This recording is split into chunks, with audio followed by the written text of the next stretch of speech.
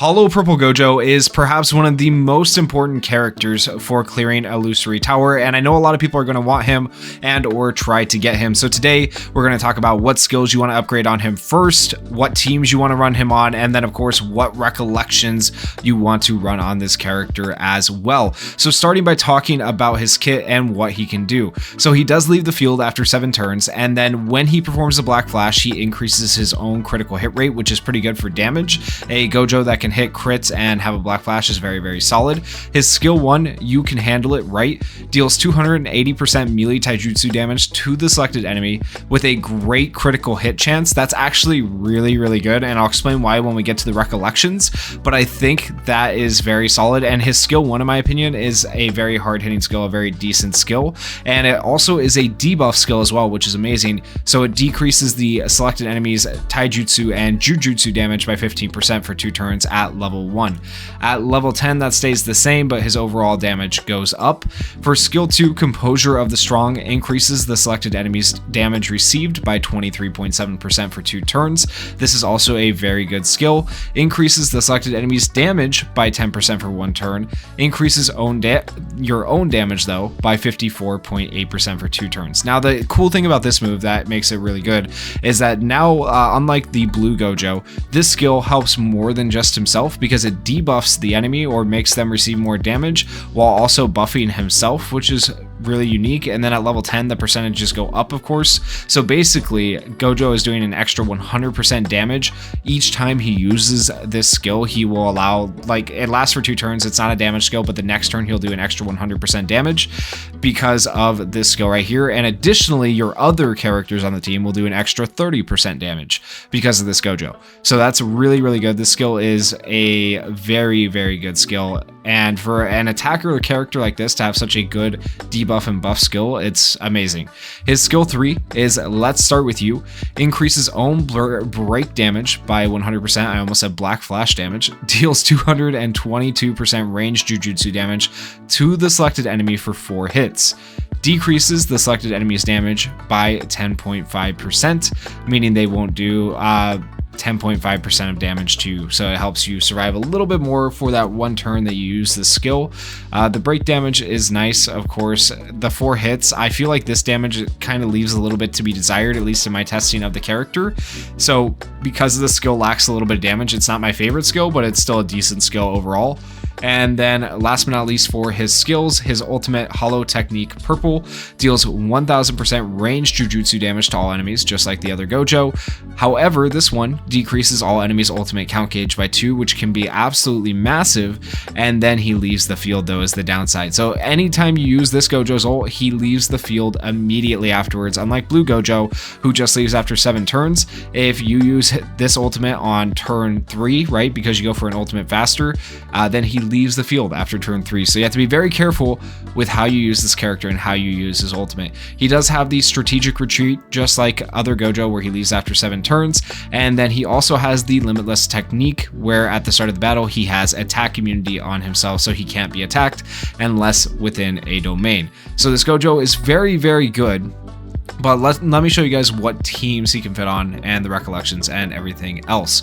So looking at the teams here, this is pulled from the JP website. And so it has a character here that is not yet out on global. However, I will say this character is in the files for global, so we'll probably see, I imagine by the end of February, we end up seeing this character with how fast they're pushing out banners. We'll just have to see. I can tell you for sure, this character is not coming in December, because that's what we've had confirmed to us by the mods, as long as they weren't lied to, right? So we won't have him for a minute. So the other characters that you can replace him, Geto, with, you can replace him with the other Geto, the blue Geto if you wanted, really. You could replace him with Nishimiya. You could replace him with the, oh my gosh, why am I always spacing names? Nanami, SR Nanami. You can replace him with SR Nanami. That's another choice you can replace him with. Basically, any buffer character is going to be a solid character to run right here in general. So Megami's very good. Yaga is very good, and then you have Gojo right here. This is an ideal team setup. Once again, any support basically in this spot. Same thing down here, except for here you've switched out Megami with Kaido. Kaido is like the battery to keep the curse energy up for these other 2 characters. Once again, any support right here would work as well. As for the Recollection on Gojo, notice both of these teams have Pride on Gojo. Pride is hands down the best Recollection on Gojo because you're able to stack the 60% extra damage by using this Recollection on turn 1 and then using it again later on 5 turns later, I believe is the cooldown.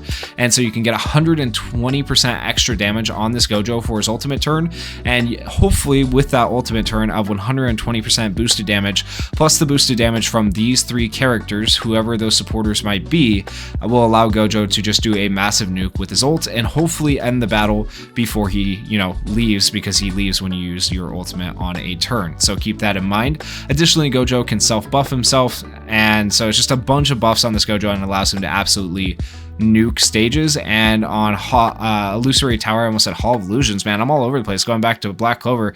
And on Illusory Tower, like stages 20 through 25 all require a really good green character. Gojo is that green character. Of course, you can beat those stages without Gojo if you have to. I did a couple of videos, but it is a lot harder. Now, as for recommended residues, number 1, I would say Pride, 100%. I would say non-standard is tied for number 2. It's very, very good. I would say actually skipping the 2 strongest people, Adult Time is number 3, because Adult Time, anytime a crit is landed, it increases all allies crit by 10%. And once again, for Gojo's skill 1, which you're going to be using quite a bit, it has a great chance to land a crit. So the more crits you land with Gojo, the more you are increasing critical hit rate for your allies. So I'd say Adult Time is tied for number 2 with non-standard. So Pride is number 1, non-standard and Adult Time are number 2. Then you can do the 2 strongest people, and you guys can read any of these effects right here, right? But the 2 strongest people, you can use special skills from the beginning by increasing the firepower, because what this does is it increases your rate of ultimate gauge filling, or it recovers your special faster is basically what this does, and it does extra damage as well, so you can get your ultimate a little bit faster with this character. However, I don't necessarily see that as a positive for this Gojo, because once again, when you use his ultimate, he goes away. So this is not one of my favorite recollections to put on him, but it is a recollection nonetheless that you can run on him. The free-to-play option, Gojo Satoru's solo camping, it's going to have damage up. That's compatible with his skills, and the technique value of increasing the damage is very large. We also have the City Shopping Tour. I love the translations from Japanese. City Bra Buying and Eating Tour. Attack Attraction is compatible with Nullification. So this Recollection right here allows you to draw aggro, and then it also increases your damage dealt after so many turns of drawing aggro. It's actually a pretty decent Recollection to put on this green Gojo if you don't have any of the other ones up above. Another one, it was too late, wasn't it? Technique up when using skill, technique increase at all times with auto skill. This one's not as good. It's a lower percentage of increasing your technique or your damage, but it still does the job to a degree. So like this would probably be my last option, even below the City Bra Buying and Eating Tour. I don't think it's as good of a Recollection. And then we have a person named, the translations are weird, Rose Kugisaki, Noburo Kugisaki. Technique improved in compatibility with skills. So this 60% improvement to damage with this particular Recollection, and it's an SR Recollection, so it's free to play. However, the downside is it's difficult to use the auto skill because it requires you to be below 50% health to give like extra crit. So it's just not that, it's an okay Recollection to run if you want the extra damage, but you're not getting the full effect of it when you use it. Okay, so it's not that great.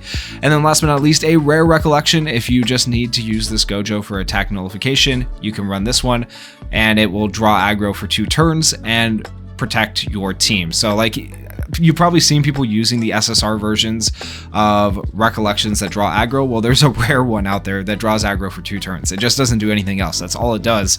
But if you ever needed a Recollection that draws aggro, there you go. A very, very useful one. Now, in terms of skill usage and priority, your number 1 skill that you're going to want to use with this character for the most damage is going to be his Deadly. His Deadly is his best skill, but once again, be careful with using the Deadly because he will leave after using the Deadly. His other skill priority is going to be skill 2, because once again, that is a 100% buff to damage and then a 30% buff to damage for allies essentially, and that is really, really good. And then after you use the skill, the very next turn you'll use your skill 1, and you basically just go back and forth between using these 2 skills realistically, and then you hardly ever use skill 3. If you do use skill 3, it's just because you want, like, they're close to being broken with their break bar, and it gives 100% break damage, so that's when you would use this skill to end up breaking the enemy. And then skill enhancement priority, we have the deadly is your number 1 skill enhancement priority, your skill 2 is your number 2 skill enhancement priority. I kind of disagree with this part. I would technically say, this is once again from the JP website, I would technically say skill 1 is your 3rd priority, and then skill 3 is your last priority, but they have it backwards. I assume that's for auto mode and just like being able to get the break damage in and stuff like that. But personally, I would go deadly, skill 2, skill 1, skill 3. That would be my skill enhancement priority, or at least my advice to you guys. And then last but not least, we have the grade materials that are recommended for Gojo. If you look at all the numbers right here, that is exactly how many of every single thing you will need to get him to grade 10. This is a grade 10 chart right here, so just keep that in mind. And that is everything for the new Gojo's build guide. Hopefully that helps you guys out. Hopefully you guys pulled him, and if you guys did enjoy the video, please consider going down there, hitting that like button, hitting that subscribe button, and thank you guys so much for watching and supporting the channel. Peace.